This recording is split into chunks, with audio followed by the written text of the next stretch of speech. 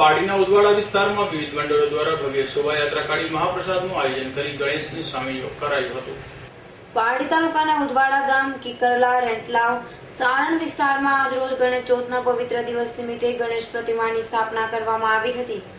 ભક્તોએ આનંદપૂર્વક ગણેશ ઉત્સવની ઉજવણીની શરૂઆત કરી હતી અને ગણેશ ભગવાનના જય જયકાર કર્યા હતા। ઉદવાડા ગામમાં છેલ્લા 41 વર્ષથી ભંડારી જ્ઞાતિ મંડળ દ્વારા ભગવાન શ્રી ગણેશજીની પ્રતિમાની સ્થાપના કરવામાં આવે છે અને પૂજા આરતી સાથે મહાપ્રસાદનું આયોજન કરવામાં આવે છે। ભંડારી સમાજના રાજુભાઈ ભંડારી, રોહિત ભંડારી, પ્રમોદભાઈ ભંડારી, વિજયભાઈ ભંડારી, નિમેશભાઈ ભંડારી, આશીષભાઈ ભંડારી તેમજ રાજુ પટેલ મોટી ગામ સંખ્યામાં ગ્રામજનોએ પૂજા કરી હતી।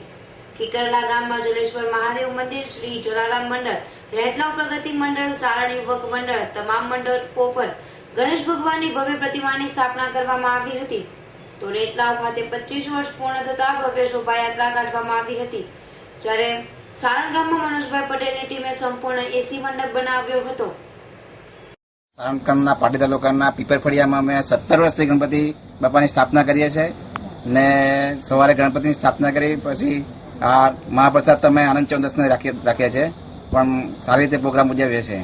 આ વર્ષે નવમાં અમે આ એક પ્રયોગ કરી જોયો કે સારણ ગામમાં અમે કઈ એસીની સુવિધા કરી છે।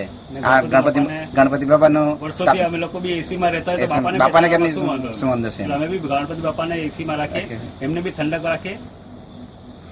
ગણપતિની સ્થાપના જે છેલ્લા 41 વર્ષથી કરવામાં આવેલી છે અને લાસ્ટ 2 વર્ષથી અમે મહાપ્રસાદનું આયોજન કરતા રહ્યા છીએ અને આ વખતે બી એ રીતના અમે મહાપ્રસાદનું આયોજન કર્યું છે। અમારે ત્યાં લગભગ 200 થી 300 માણસનું એ કરેલું છે, મહાપ્રસાદનો ભાગ લે છે। અમારે ત્યાં ભંડારી સમાજ તથા આજુબાજુના ભક્તો લોકો આવીને મહાપ્રસાદનો એ લે છે। સવારથી શું કાર્યક્રમો છે? સવારથી અમે ગણપતિની સ્થાપના કરી, ત્યારબાદ આરતી, પૂજા, અર્ચના કરી અને પછીથી મહાપ્રસાદનું આયોજન કર્યું છે। કેટલા વિસર્જન કરવામાં આવશે? અમારે ત્યાં અઢી દિવસની છે એટલે શનિવારે અમારું વિસર્જન કરવામાં આવે છે। ભંડારામાં છેલ્લા 41 વર્ષથી ગણપતિનું આયોજન થાય છે અને 2 વર્ષથી મહાપ્રસાદનું આયોજન ચાલુ કર્યું છે ભંડારી સમાજના આગેવાનો, છોકરાઓ અને વડીલોએ। ને હવે પછી મેં તપાસ કરી, એકાદ છોકરામાં મિત્રોને પૂછ્યું, હવે પછી તે લોકો આવનારા કાયમ મહાપ્રસાદનું આયોજન કરવાના છે।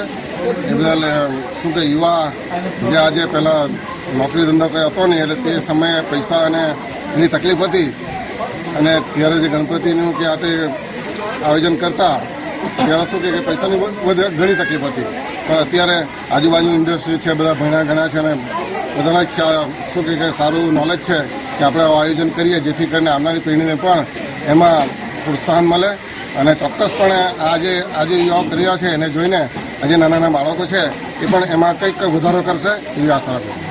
આજે અમે સવારથી આ પ્રોગ્રામમાં જોડાયા।